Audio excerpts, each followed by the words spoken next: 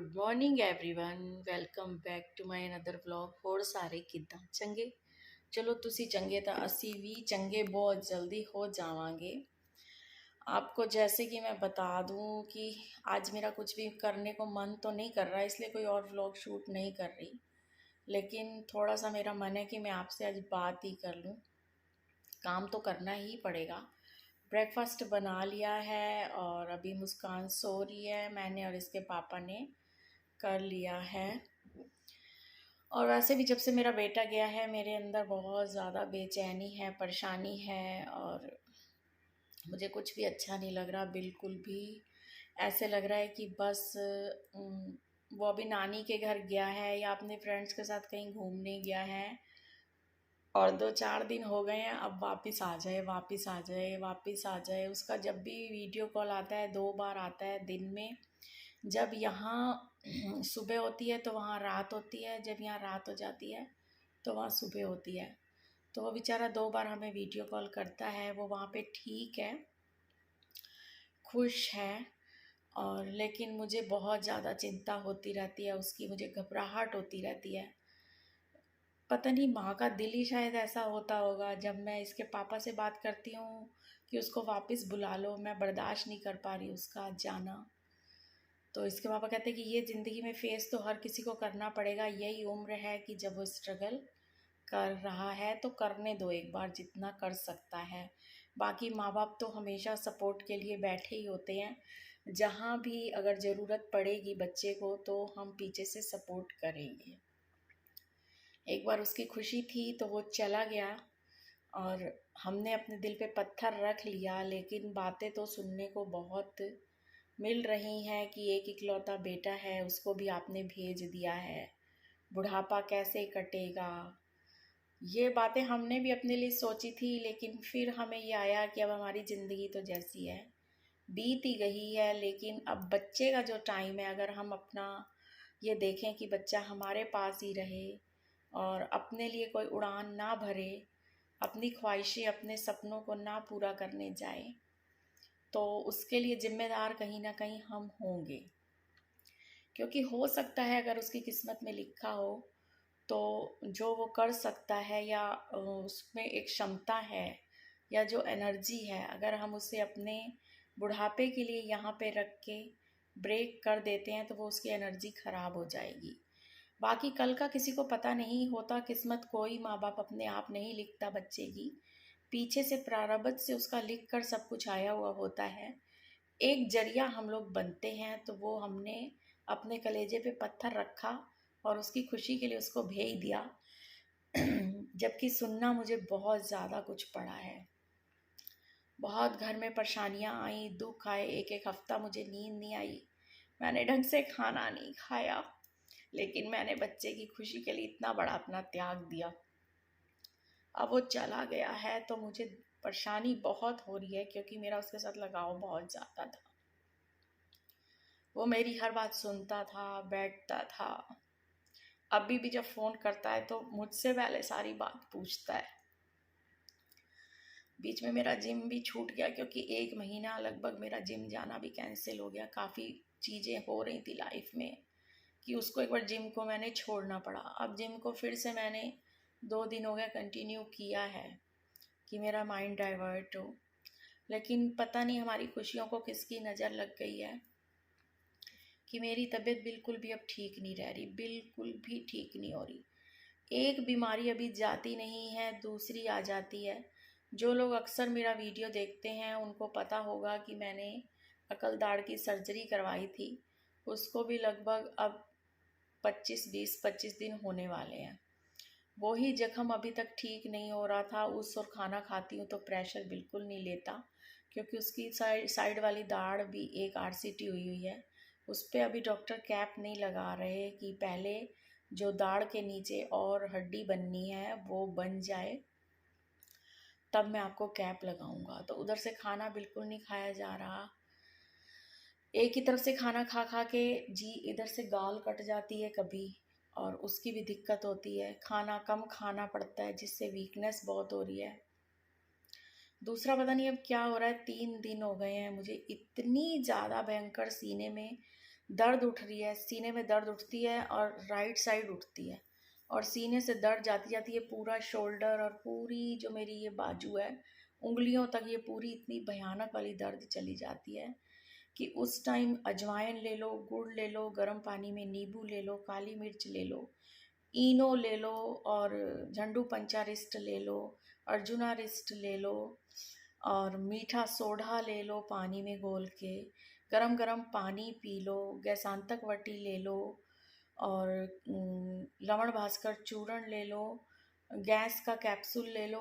किसी भी चीज़ से आराम नहीं आ रहा। हींग पेट पे मल लो, गरम तेल करके उसमें अजवाइन और हींग करके मैंने मली तो भी मुझे कोई फ़र्क नहीं पड़ रहा।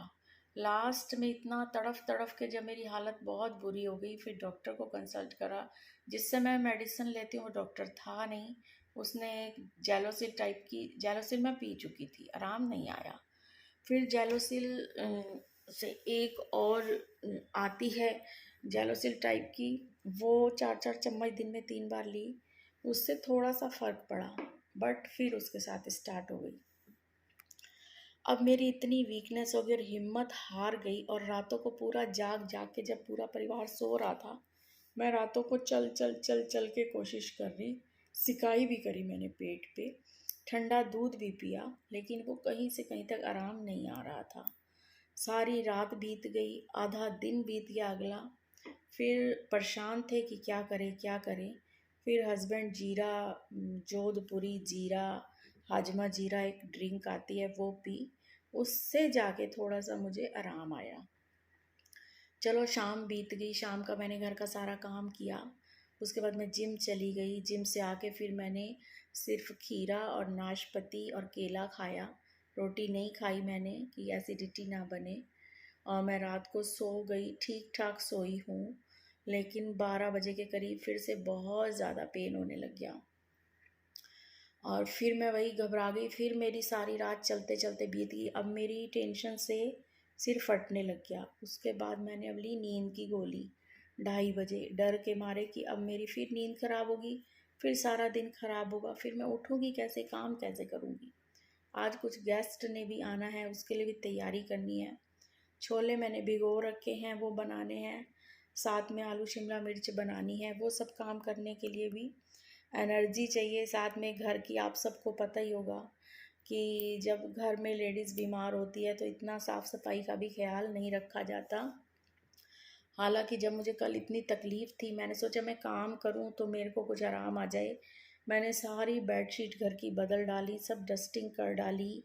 जो हमारे पिलोज़ थे, कुशन थे, उन सबको मैंने बाहर धूप पे डाल दिया कि शायद मैं चलती फिरती रहूँगी तो मेरी वो एसिडिटी या गैस जो फंस चुकी है वो निकल जाए।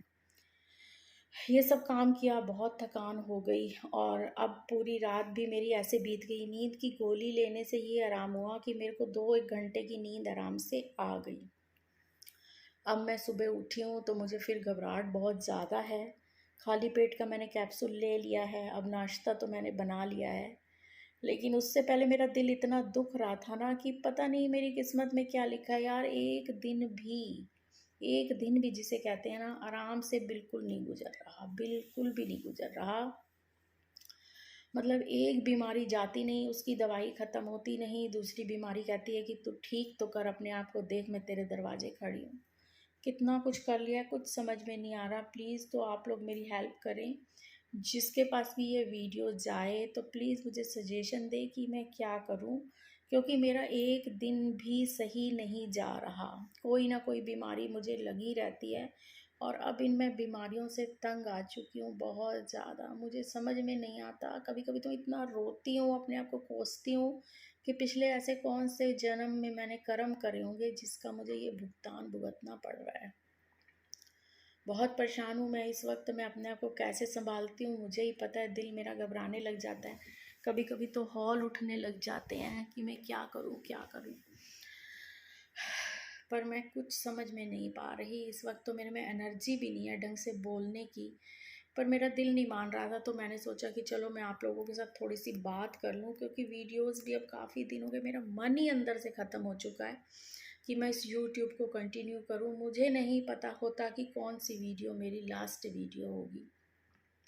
ऐसा कुछ मेरा होता जा रहा है। दूसरा, आप लोग बिल्कुल भी मेरी वीडियो को, मेरे चैनल को सपोर्ट नहीं कर रहे हो, जिसके कारण मेरा मोराल और डाउन होता जा रहा है कि व्यूज़ आते नहीं हैं और इतनी मेहनत से वीडियो बनाओ। आखिर किस टॉपिक पे आप वीडियो देखना चाहते हैं, क्या देखना चाहते हैं, क्या इम्प्रूवमेंट करूं मैं? कुछ भी आप लोग सजेशन नहीं देते हो, इस कारण हमारा यूट्यूब चैनल बहुत पिछड़ता जा रहा है, जिसको मैंने इतनी खुशी से, इतने सपनों से और इतने पॉजिटिव वे में मैंने ये लिया था कि हमारा भी यूट्यूब चैनल सक्सेस हो जाएगा। लेकिन इतने कम व्यूज़ आने से बहुत ज़्यादा मन ख़राब हो जाता है। ये वो हर छोटा यूट्यूबर, न्यू यूट्यूबर समझ सकता होगा मेरी प्रॉब्लम को। तो बस इस तरीके से मेरा मन कर रहा था कि मैं आज सारी बातें आपके साथ शेयर कर दूं बैठे बैठे, क्योंकि मैं अब उठूंगी, काम पे लगूंगी और काम का शूट करना मेरे आज बस का नहीं है, क्योंकि काम का शूट करते समय हर काम को करने में 3 गुना टाइम लग जाता है। कैमरे की सेटिंग करना, एंगल की सेटिंग करना, तो आज बिल्कुल भी मूड नहीं है। बस अपने आप उठूँगी तो स्पीड में काम कर लूँगी और सारा घर का काम कर लूँगी।